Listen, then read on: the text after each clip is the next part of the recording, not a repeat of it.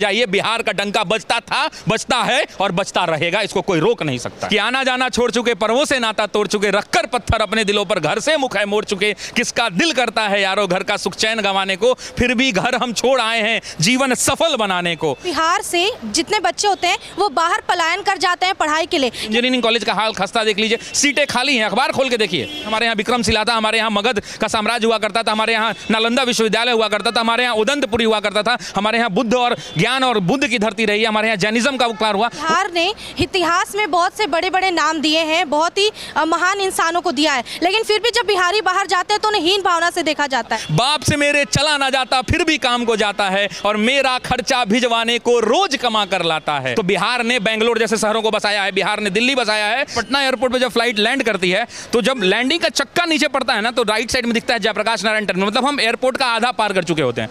तो एक डर होता है कि ऐसा ना हो कि फ्लाइटवा जो है बाउंड्री तोड़ के बाहर निकल जाए।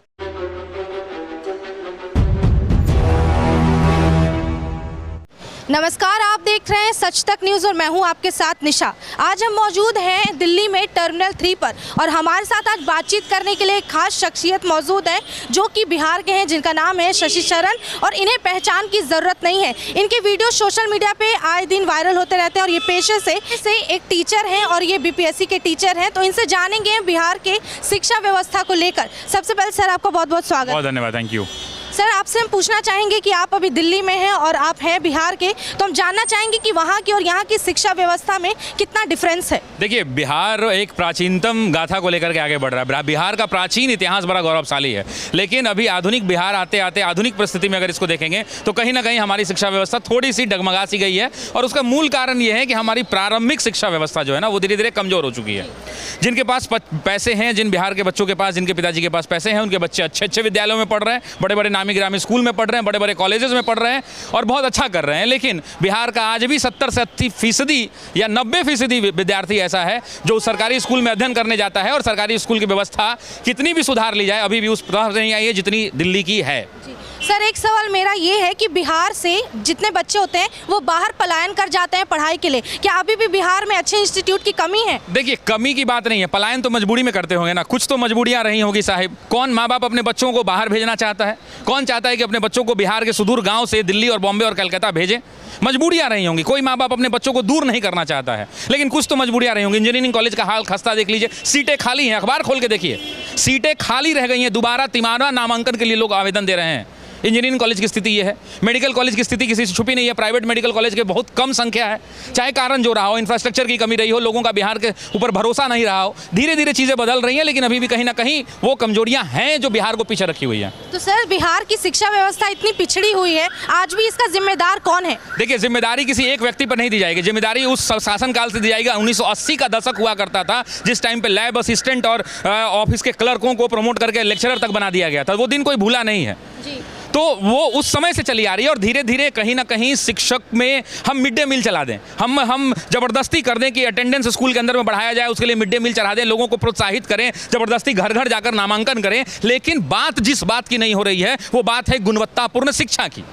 हम सब कुछ कर दें, बच्चों को स्कूल तक ले आए, सब कुछ कर दें, और टीचर ऐसा है जिसकी स्थिति क्या है वो किसी से छुपी नहीं है। तो गुणवत्तापूर्ण शिक्षा की आवश्यकता है, और सरकार धीरे धीरे काम कर रही है, लेकिन और दुगनी रफ्तार से, तिगुनी रफ्तार से काम करने की जरूरत है। टीचर्स को ट्रेनिंग की बहुत हाई क्वालिटी की आवश्यकता है, उस पर काम करेगी सरकार तो निसंदेह अच्छा। और देखिए, बुराई करने से तो होगा नहीं, जो अतीत था वो बीत गया। अगर हम गौरवशाली इतिहास लें कि हमारे यहाँ विक्रमशिला था, हमारे यहाँ मगध का साम्राज्य हुआ करता था, हमारे यहाँ नालंदा विश्वविद्यालय हुआ करता था, हमारे यहाँ उदंतपुरी हुआ करता था, हमारे यहाँ बुद्ध और ज्ञान और बुद्ध की धरती रही है, हमारे यहाँ जैनिज्म का उपकार हुआ, वो सब प्राचीनतम कहानियां थी। अगर हमारा प्राचीन उज्ज्वल था तो इसका मतलब ये नहीं कि उस उज्ज्वलता को हम ढोते ढोते हम अपने आप को अंधकार में ढकेल दें।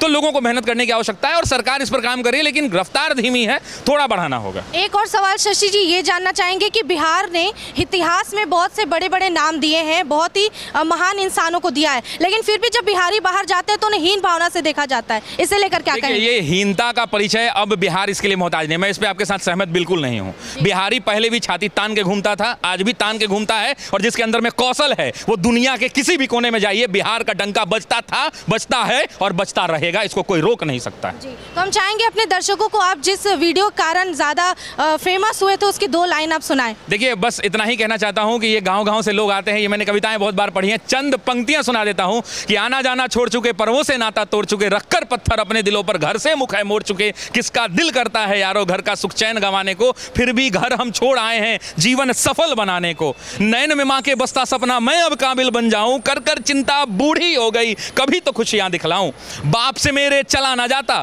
बाप से मेरे चला ना जाता, फिर भी काम को जाता है और मेरा खर्चा भिजवाने को रोज कमा कर लाता है, छत वो घर की टपक रही है, अंबानी और अडानी के लोग नहीं है, छत वो घर की टपक रही है जिसके नीचे सोते हैं और जब जब बाहर हुआ मेरिट से मुझसे ज्यादा रोते हैं, पता है तुमको पता है रब को, पता है तुमको पता है रब को, मेहनत में मेरे कमी नहीं और वो जीवन क्या जीवन यारो जिसमें किस्मत से ठनी नहीं, माना चलती कठिन परीक्षा, माना चलती कठिन परीक्षा, मेहनत मेरा हथियार है, गुरुओं से लेकर दीक्षा अर्जुन रन को तैयार है, सब्र का मैया बांध न टूटे, सब्र का मैया बांध न टूटे, गला किस्मत का घोटूंगा, चंद महीने बाकी हैं बस बन डीएसपी लौटूंगा, बस बन डीएसपी लौटूंगा। तो छात्र डिमोटिवेट ना हो और बिहार उज्ज्वलतम भविष्य की ओर जा रहा है, शिक्षा व्यवस्था में नितहत काम करने की आवश्यकता है, सरकार को थोड़ा और ना, सरकार पर ही सब कुछ नहीं छोड़ा जा सकता है, हमारी आपकी आपके संस्थान की हर एक कॉर्पोरेट इंस्टीट्यूशन की, चाहे वो कोई बड़ा ऑर्गेनाइजेशन हो उसकी भी CSR सरकार ने तय किए हैं, तो लोग अपने पॉकेट से थोड़ा पैसा बाहर खर्च करें और समाज के लिए भी खर्च करें। अगर 2-4 मनीष जी कंप्यूटर लगवा देंगे, 2-4 सरकारी स्कूल में मैं कंप्यूटर लगवा दूंगा तो ये कुछ बड़ा बुरा नहीं हो जाएगा। तो हम लाखों रुपए अपने परिवार के बच्चों के ऊपर खर्चा करते हैं, तो थोड़ा जिम्मेदारी समाज के प्रति भी है, समाज को भी देखना होगा और तभी जाकर ये बिहार डेवलप होगा। और एक एक बिहारी अपनी आय का थोड़ा थोड़ा 1-1% भी दान कर देना तो बिहार बदल जाएगा। और ये बिहार ही बसा हुआ है दिल्ली में, अगर आप घूमिए दिल्ली के अंदर में ये बिहार बसा हुआ है, यहाँ बड़े बड़े संस्थानों में कुर्सियां लगाए हुए ऑफिसर्स केबिन चैम्बर के अंदर में बैठे हुए भी लोग बिहार के हैं और एक खुरपी चलाने वाला, एक कुदाल चलाने वाला भी व्यक्ति बिहार का है। तो बिहार ने बेंगलोर जैसे शहरों को बसाया है, बिहार ने दिल्ली बसाया है, तो बिहारी अगर जाग जाए तो बिहार को बसा सकता है और वो दिन दूर नहीं कि जब लोगों को पलायन करके बिहार भी आना पड़े।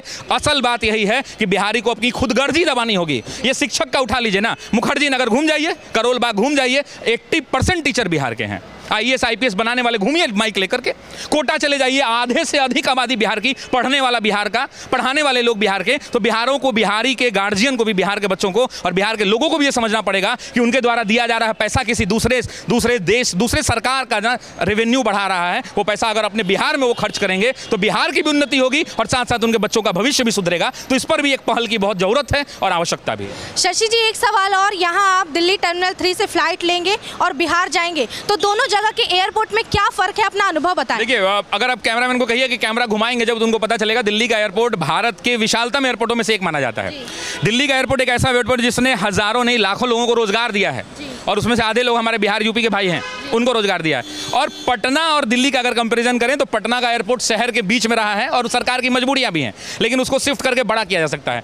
देखिए, एक मैं आपको अपना पर्सनल वाकया सुनाता हूं, बड़ा इंटरेस्टिंग है। मैं अभी फ्लाइट लूंगा तो जब मैं चेकिंग कराऊंगा तो मैं 25 के बाद वाली सीट लेता हूं, 25, 26, 27, 28, 29, 30 कहीं मिल जाए। कारण ये होता है कि अगर आप आगे 15 के बैठ जाइएगा और पटना एयरपोर्ट पर जब फ्लाइट लैंड करती है तो जब लैंडिंग का चक्का नीचे पड़ता है ना, तो राइट साइड में दिखता है जयप्रकाश नारायण टर्मिनल, मतलब हम एयरपोर्ट का आधा पार कर चुके होते हैं। तो एक डर होता है कि ऐसा ना हो कि फ्लाइटवा जो है बाउंड्री तोड़ के बाहर निकल जाए। तो इसीलिए मैं चाहता हूं कि कम से कम मैं पीछे बैठूं। तो रनवे छोटा है, थोड़ा समस्या तो है और निसंदेह चुनौतियां सबके लिए हैं, लेकिन मिलने से और समय देने से ही परिवर्तन होगा। प्रयास करेंगे और मेरी कामना भी यही कि दिल्ली जैसा विशालतम एयरपोर्ट बिहार के किसी राज्य में है। बिहार की इतनी बड़ी आबादी है, फिर भी बिहार में अभी 3 ऑपरेशनल एयरपोर्ट हैं, लेकिन अगर ढंग से देखें तो एक ही चलता है, वो है पटना एयरपोर्ट। पटना एयरपोर्ट पर सुविधाओं का लगातार विस्तार हो रहा है, लेकिन और काम करने की आवश्यकता है, सरकार इस पर काम कर भी रही है जी। तो ये हमारे साथ बातचीत के लिए थे शशि शरण जी। इनकी बातें हर युवा को, हर जनरेशन को बहुत ही मोटिवेट करती है और इनसे सीखने की जरूरत है। इस वीडियो में इतना ही। आप देखते रहें सच तक न्यूज़ में निशा, दिल्ली।